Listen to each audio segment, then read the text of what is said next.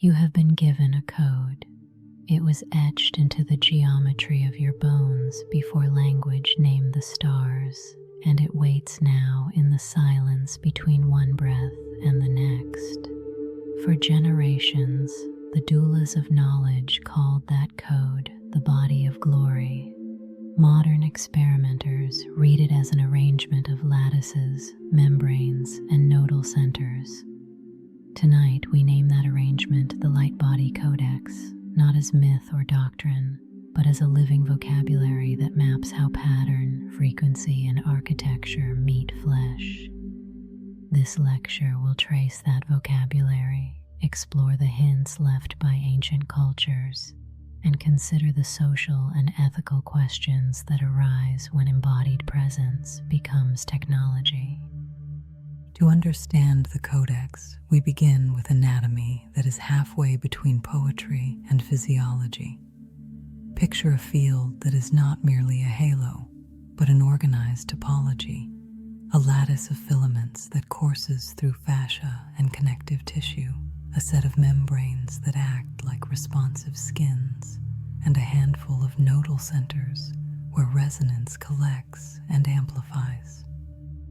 These layers are not figments, they are metaphors that point to measurable continuities, collagen alignments that favor directional conduction, bio-photonic phenomena at the cellular level, and focal clusters of nerve and vascular architecture that behave like amplifying nodes.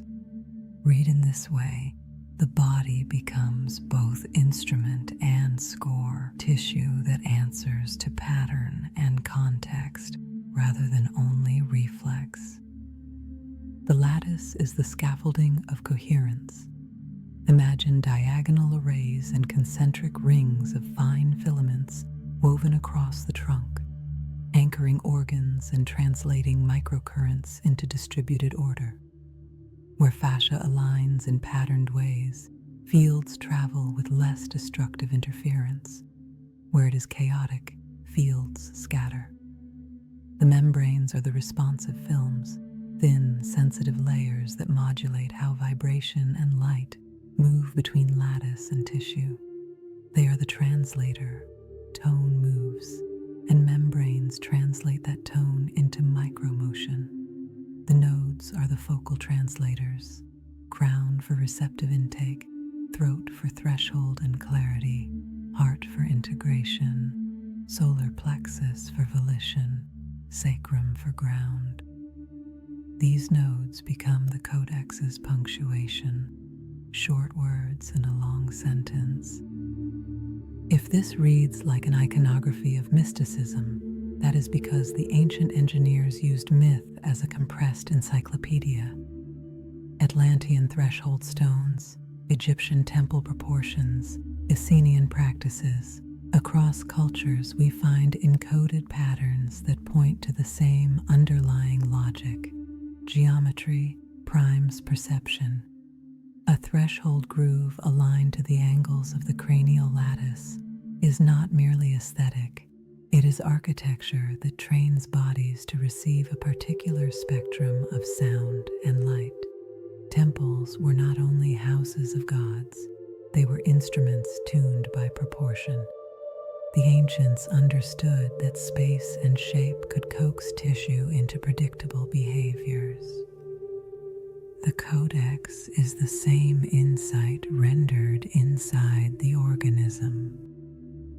There is a physics to this poetry. Patterned breathing, sustained tone, and geometry create temporal and spatial structures that the nervous system can learn to follow. Rhythm imposes order on noise. Tone establishes standing waves that membranes accept and amplify. Geometry provides spatial templates that reduce destructive overlap and support harmonic reinforcement. When these elements cohere, cells and tissues do not merely respond instantaneously, they begin to anticipate, to align with expectation. This is not magic, it is a kind of entrainment, where predictable input nudges complex systems into less entropic modes. But the Codex is not only about attainment. One of its primary functions is revelation. As coherence increases, that which was latent becomes visible. Emotional histories, relationship patterns, and somatic imprints will show up with greater clarity. Some call these surfacings thresholds, moments in which the field reorganizes and asks for integration. The ethical practice around thresholds is simple in structure and complex in nuance. Slow the pace, widen the safety net, and treat disclosure as an invitation rather than proof. People who work with field practices without containment often find themselves stranded inside heightened sensitivity. The Codex demands an ethic of care as much as an ethic of skill. What does stewardship look like when the Codex works in community? It means building norms around consent, calibration, and reciprocity. Shared practices amplify, fields couple, and will alter each other's dynamics. That coupling can be a medicine, a way to move a group into a steadier ambient field. Or it can be destabilizing if power and consent are uneven. The social architecture that supports fieldwork must therefore be deliberate, small group agreements, skilled facilitators, and clear exit routes. Stewardship also requires humility. Coherence offers influence. Influence requires ethical constraint. We can also read the Codex as a technology of attention. Attention is the currency of embodiment, and the Codex trains attention to be longer, more patient, less reactive. Those who practice sustained presence report pragmatic dividends, deeper sleep, clearer decision-making, and less susceptibility to habitual reactivity. These are not metaphysical bonuses. They are outcomes measurable across performance, creativity, and relational steadiness. Attention sustained across time becomes a kind of resilience that shows up in daily tasks, not only in dramatic experiences. One useful way to think about the Codex is through case notes rather than instruction. Consider a person who has long experienced fragmented sleep and chronic distractibility. Over months of attending to daily structure, their internal noise softens. The pattern of attention that used to be fragmented becomes a field that carries longer arcs of focus. Another person, whose relationships were punctuated by reactivity, finds that the steadier interior field invites different responses from others. Some relationships recalibrate toward deeper honesty, while others discontinue. Both are valid outcomes.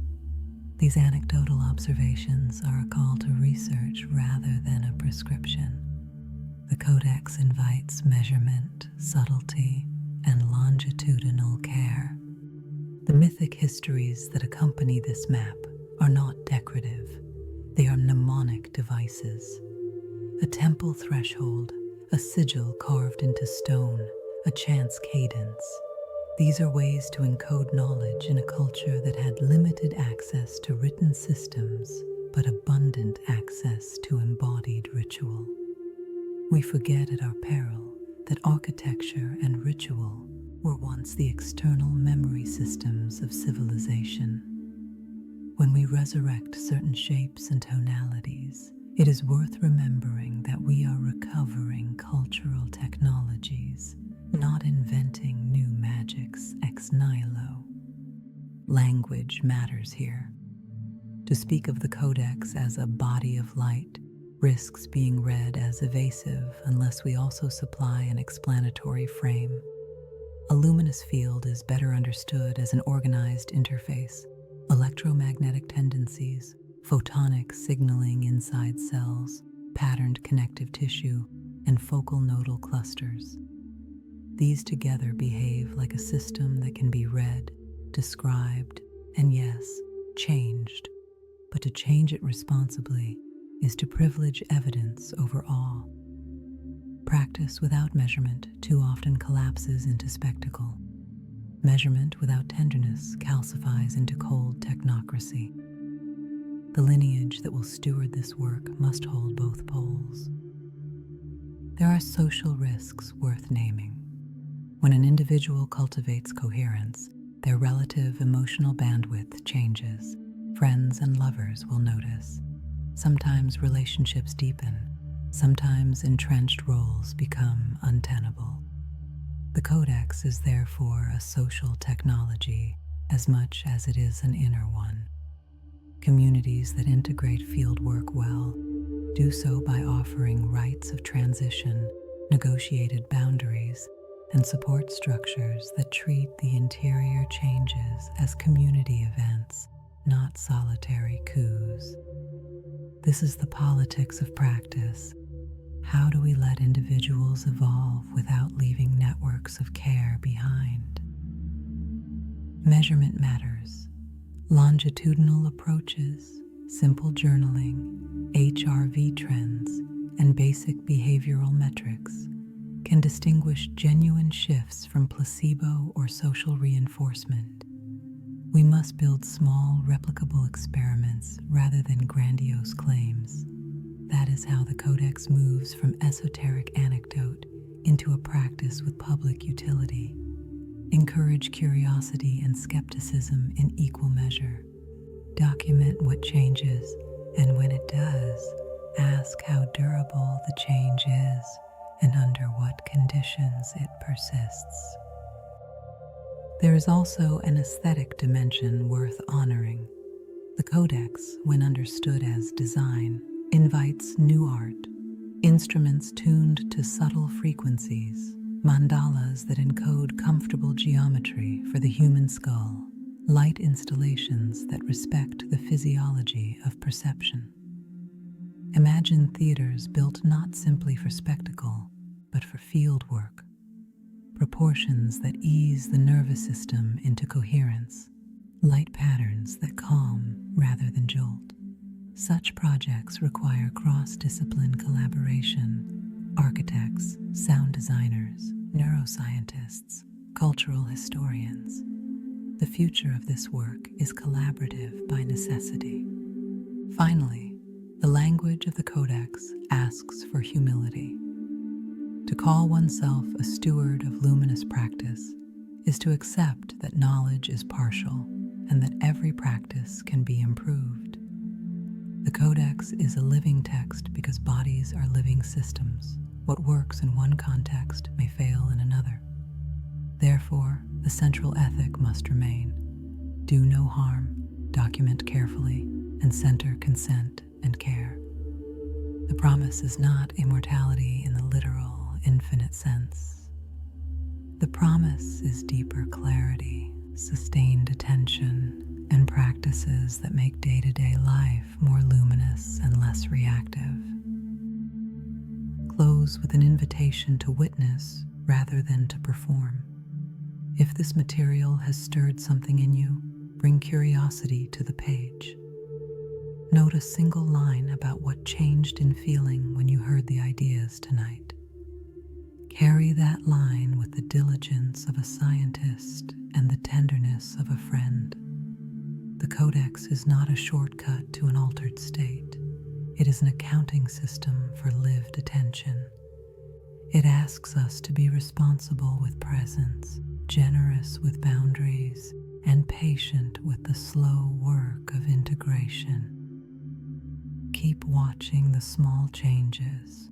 They are often where real transformation quietly accumulates.